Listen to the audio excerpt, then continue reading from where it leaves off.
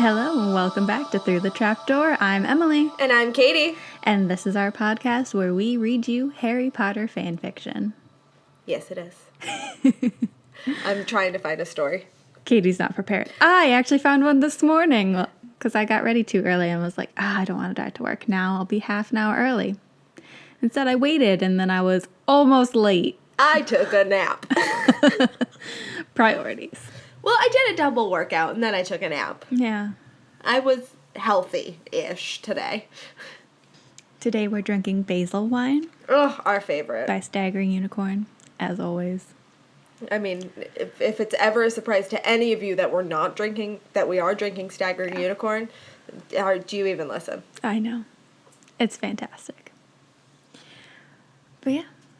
And any announcements or anything you've got going on? No. Nah, me either. No. We still have not settled into the house fully, so we're still using a tiny little mini table with the microphone set on top of it. Yep. And I have no furniture in this room, except the desk. Well. And a bookshelf. There's a blanket on the floor. It's a heated blanket for the dogs.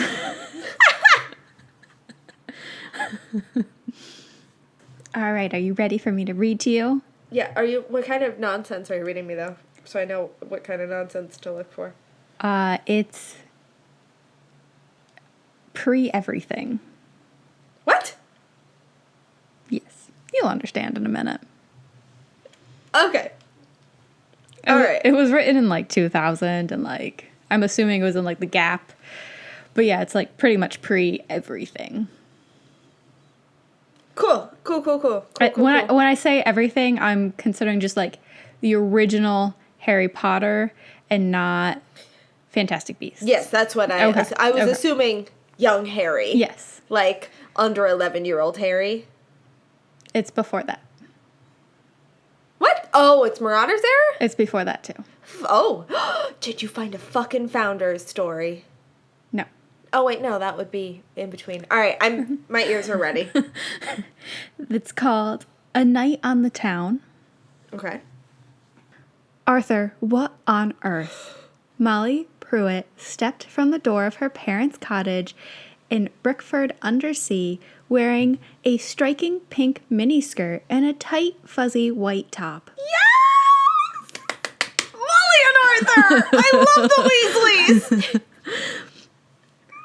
It's not even 2 a.m. Are you mad? I can hardly move in this getup, she grumbled, pulling her skirt down more securely over her hips. In the dim light cast of a nearby street lamp, she caught sight of Arthur's outfit and added, "What do you call that?" Arthur Weasley had been staring appreciatively at Molly.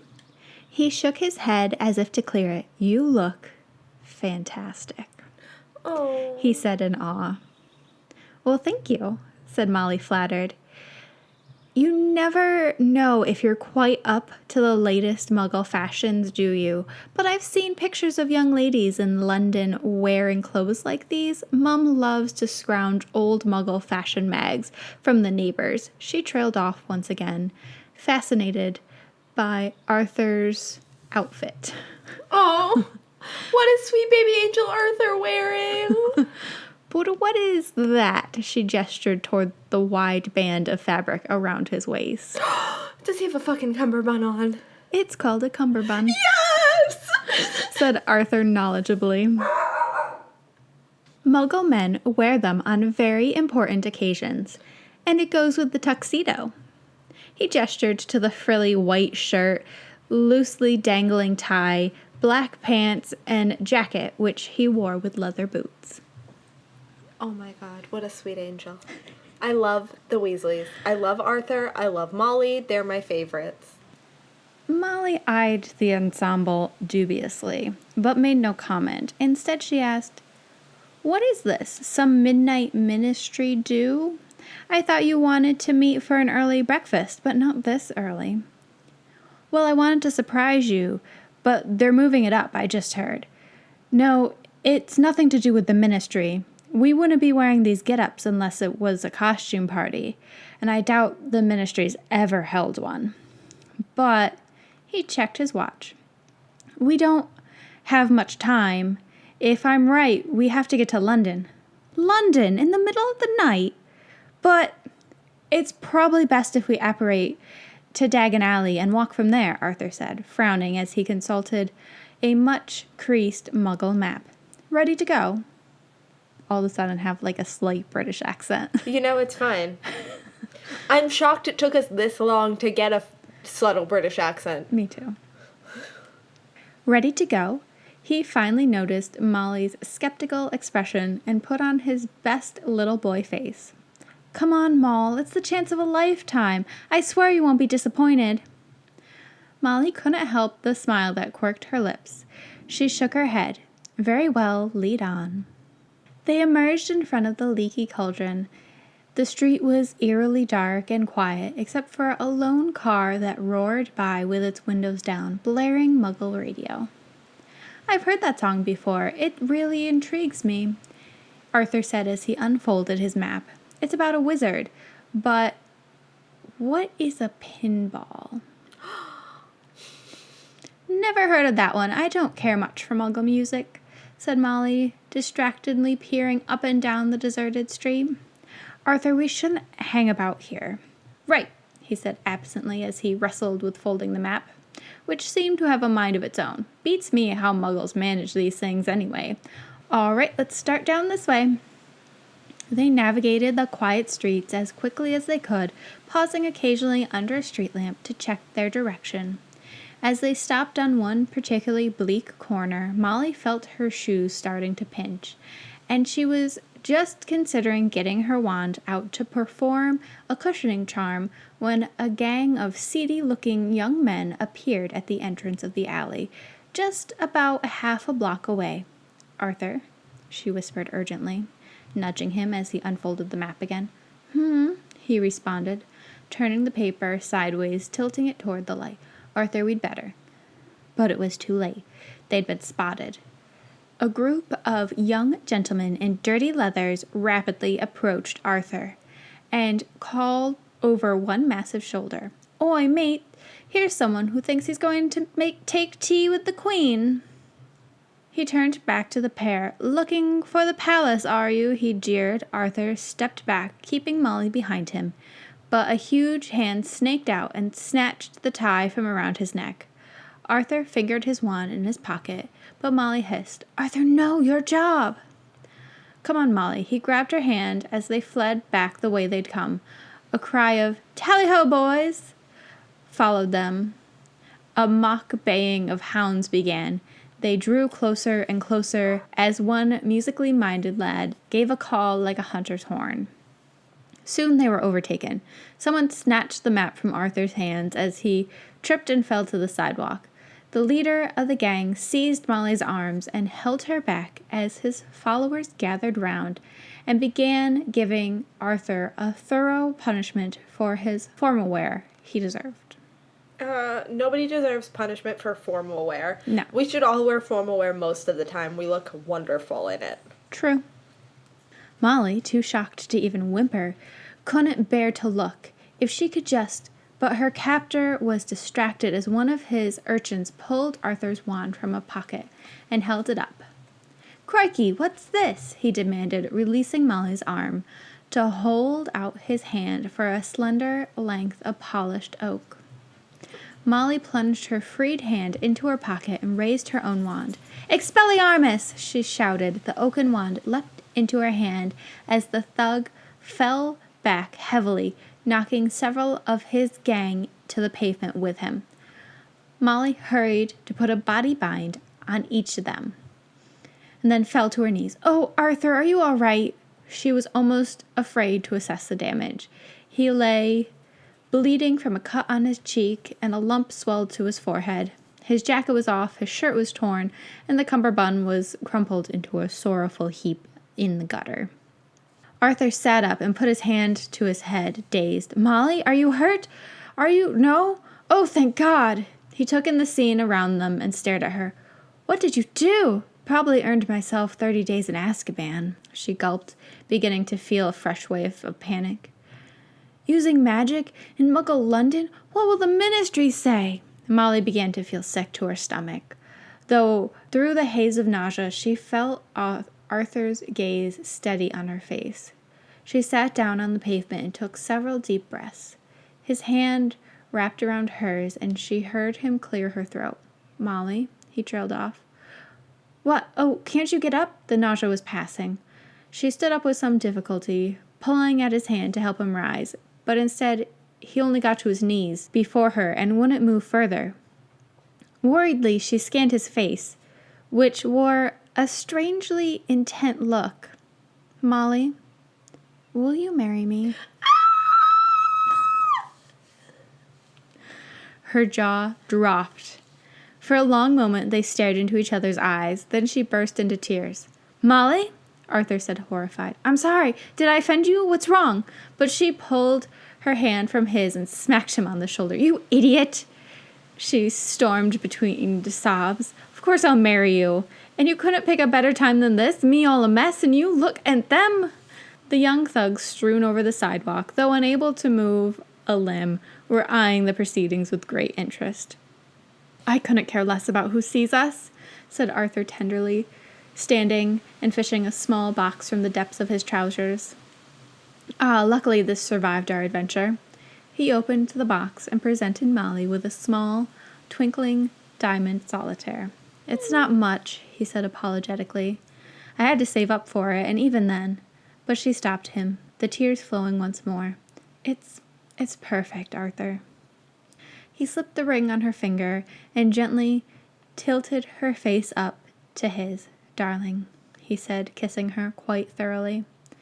Presently they broke apart. The night was silent, except for the radio playing softly from a window somewhere above. An unrefined but pleasing baritone assured them, "All you need is love. Love is all you need." Molly gave a watery chuckle, wiping her sleeve across her eyes. Maybe Muggle music isn't so bad after all. Oh. "This would be some story to tell our children, won't it?" she said, bending to gather the tattered remnants of Arthur's apparel. A crumpled paper lay next to his jacket. "Here's your map." She handed him the forlorn-looking wad and winced as once more she felt the pain in her feet. "Oh, I'll never wear heels again." She pulled out her wand and put the cushioning charm on her shoes and groaned with relief. "I was planning to do this right," Arthur said ruefully, picking up the muddled tie and his wrist watch, which had landed on a doorstep. "I wanted to wait until after—" "Molly, oh Lord, we have to hurry," he said, glancing more closely at the watch, which was still ticking, and began to pull her away. "We can't just leave them," Molly protested, gesturing toward the gang members. "Oh, right." Arthur frowned for a moment, then took his wand from her. "Time to obliviate, chaps," he said cheerfully to their fallen foes, who looked puzzled and scared as possible to look with every muscle frozen.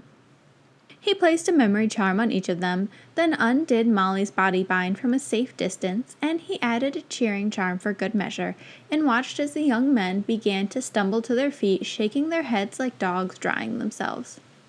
"What was that last charm for?" Molly said as they walked quietly back up the street. "Just feeling so good tonight I have to share it, Molly dear," Arthur said joyfully, putting his arm around her shoulders. "And you needn't worry about the ministry. This was clearly an emergency situation. If I'd only had my wits about me and not stumbled, I might have remembered magic is allowed in these cases and saves us a lot of grief. But then," he squeezed her shoulders as they hurried on, "I wouldn't have known what a prize I was getting, a bodyguard as well as a cook, housekeeper, and mother to my children." Molly elbowed him in the ribs, looking around as they approached a large intersection. "Do you know where we're going?" Arthur beamed. "We should be just about there. We turn here, and then—" A low murmur of a crowd was raising to greet them as they hurried down the street into Trafalgar Square. I'm sorry, I'm not British. I don't know where they are. It's a popular London square. Great. "This is it," said Arthur excitedly. Everyone's eyes were raised to an enormous screen on one side of the square. The crowd was falling silent. A fuzzy black and white image was moving on the screen. A sound crackled from the loudspeaker set up nearby. "Arthur, what on earth?" It's nothing on earth, Molly, Arthur said, his voice hushed in wonder as he took her hand in his. Look. A bulky figure in a white suit and helmet was moving clumsily around what appeared to be a ladder. The figure paused, then hopped off the ladder onto a barren surface, and Arthur squeezed Molly's hand as they heard a voice from 250,000 miles away say, "That's one small step for man, one giant leap for mankind." The end. Oh, they watched the moon landing. There is an author's note at the end that says the screen was indeed erected to Trafalgar, again, I'm sorry, Square in July of 1969, so Londoners and tourists alike could watch the Apollo moon landing for themselves. At the last minute, the time of the moonwalk was moved up by several hours, and as a result, many people were disappointed the next morning to learn that they had slept through it. Arthur Weasley, always alert for developments in Muggle technology, watched the moon landing very closely and naturally found out in time. The end. That's amazing. That was just so sweet. I found it this morning. I was like, yep, this is it. This is what I'm reading. This is beautiful. Okay, so I found my story. Woo! So here we go.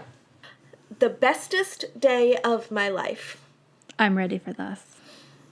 Lily settled in on Harry's knee and looked at Harry intently. "Daddy, what's the bestest day of your life?" she asked sweetly. Harry laughed. "That's a tricky question, Lily." "Why is it a tricky question, Daddy?" asked Lily eagerly. "I know what the bestest day of my life is, Daddy." "Lily, it's not the bestest day of your life," interrupted Hermione, stroking a sleeping Hugo's hair. "Hermione!" Harry laughed. "She's 5. Give her a break." "If you let her speak in incorrect grammar now, Harry," Hermione started to protest. So Hermione. Oh, Hermione. "Hermione, loosen up," Ron interrupted. "We both know..." They have been married for a while. There is a good chance that he does have a nickname for her. Hermione. I'm not agreeing that it's a good one. I also feel like Hermione would never accept a nickname. Also very valid. Never would she accept a nickname. I agree 100%. The only person she accepted a nickname from was Gorp. Because, I mean, what other option did she have? He was a giant. He couldn't say Hermione. He said Hermy, which is, better than Hermione. True. Okay. We both know I'm going to teach Hugo to say Bestest before you completely tarnish him. True. "Tarnish her mind?" Hermione asked, frowning. "Really, Ron?" "I saw her reading a book yesterday," Ron said, looking appalled. Lily broke across Hermione's sputtering. "Anyway, do you know what the bestest ever day is, Daddy, Ron and Hermy?" "Oh, don't call me that. It reminds me of Gorp," Oh. Hermione said, giving a fake shudder. "Right, that's your new nickname," Ron teased.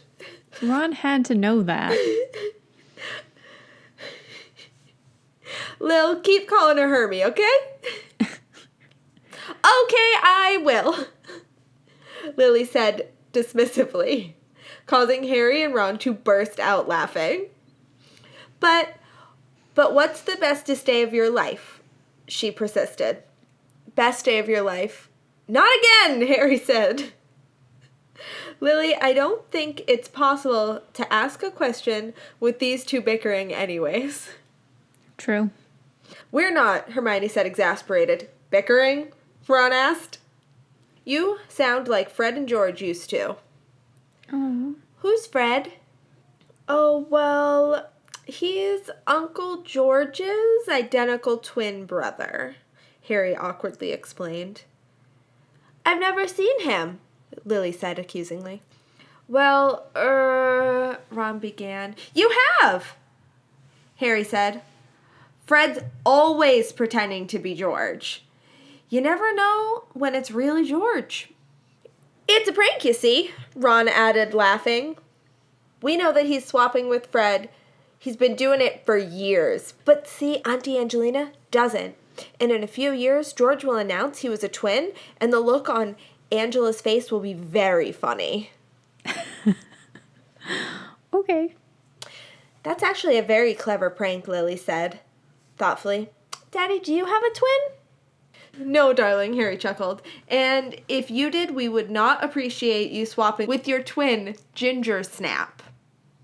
That's okay, then, Lily said. Is Roxanne's dad Fred or George? Fred, Ron said. George, Hermione said.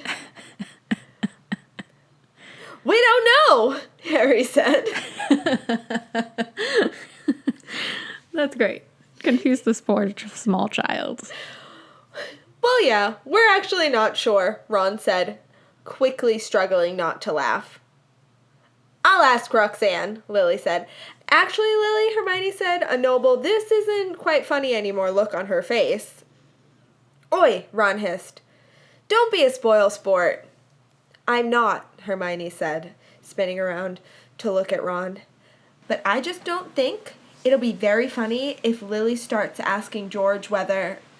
Fine, we get it, Harry said, dejectedly. Lily, we're just joking about Fred. George doesn't have a twin at all. I feel like that's even worse than just telling her that they just interchange and you've never, met both of them at the same time. Right, can we just be honest with this poor child now? Ay. Hermione let out a hefty sigh and rolled her eyes. George doesn't have a twin? Repeated Lily, staring up at Harry. No, Harry said, squirming slightly under Hermione's disapproval. So she's gonna tell Hugo and Rose about everything the war, is she? Hermione thought. You lied to me, Lily said sullenly. Lying isn't very nice. You said that. She's adorable, Ron whispered to Harry. Yeah, I'm sorry, Harry said. He was being told off by a 5-year-old kid. Really? Delightful. I mean, that is kind of how children work. Yeah. It's okay, Daddy. I know you didn't mean to be nasty. She is brutal. She is. Wow. She leaves nothing behind. Ron sniggered slightly. So what's the bestest day of your life, Daddy? Lily asked, blinkingly and big-eyed. Obviously the day you married Ginny. Just that's all you have to say. She's just going to accept that answer. The day I married your mother. Or the first time I kissed your mother. That's fine, too. You could even say the first day I had chocolate ice cream. She would also, I'm sure, be thrilled by that. Yeah. Or, I don't know, the day I found out I was a wizard and I got to leave my abusive aunt and uncle's house. Maybe don't say it like that. Well, yeah, but yeah. The day I got my Hogwarts letter. Yeah. Do you get the feeling, Lily, that this conversation is going around in circles? Hermione said, giving Lily a long, suffering sigh. Oh, yes, Lily agreed distractedly. What's your bestest day, Hermie? It was Halloween, Hermione said slowly, a smile spreading over her face, about 20 years ago when I was just 11. She got her Hogwarts letter. No, honey, Halloween. There's a troll in the dungeon. It's when she became friends with Harry and Ron. I don't know. I feel like not everybody gets their Hogwarts letter at the same time. They were already in school.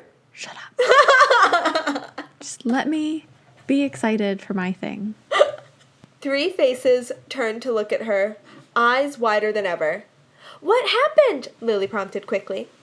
Hermione smiled. Ron called me, what was it again? A nightmare? Sorry, Hermie, Ron said quietly, picking up her hand. And I got very upset. That doesn't sound very nice, Uncle Ron. But I'm really, really glad he was, Hermione said, smiling, because I went and cried in a bathroom where the troll happened to be. Lily gasped. And Ron and Harry rescued me, Hermione said, and we became best friends. Really? Lily asked. The bestest friends. Literally the bestest of friends. Yeah, Hermione said, leaning against Ron and pulling Harry and Lily into a tight hug. And that was the best thing in my life. Thanks, Hermie, Ron said, shaking his head slightly, his eyes getting a bit watery. I don't understand their seating arrangement. I think that they were on a couch. Okay. Like, I'm picturing them on a sectional and Harry's sitting in the corner and Ron and Hermione are, like, on the other side of the seat and, like, Harry has Lily in his lap. Okay. I can see that. Because that could be, like, easily to get all of everyone in a hug. Yeah. Okay. Yeah, thanks, Hermie, for letting us rescue you. You're a lifesaver, Harry said, smiling weakly, tears also welling up in his eyes. Nah, you saved my life more, Hermione said, rubbing Harry's hand. You're the best friend a girl could ever want. Cool, Lily said briskly, jumping off Harry's lap. What about Ron and you, Daddy? Sorry, Gingersnap, but mine's the same, Ron said. Halloween, 20 years ago. Well, what's yours, Daddy? Harry laughed. Oh, the same, Lily. Exactly the same. The end. I feel like Harry's a liar. Harry's definitely a liar, but it was definitely, he was an easy cop-out. It was. It was a good. But it was cute. Mm-hmm. It was a cute story. I liked it. Yes, that was adorable. All right, anything else? I think that's it for tonight. All right, everyone, please go leave us a review.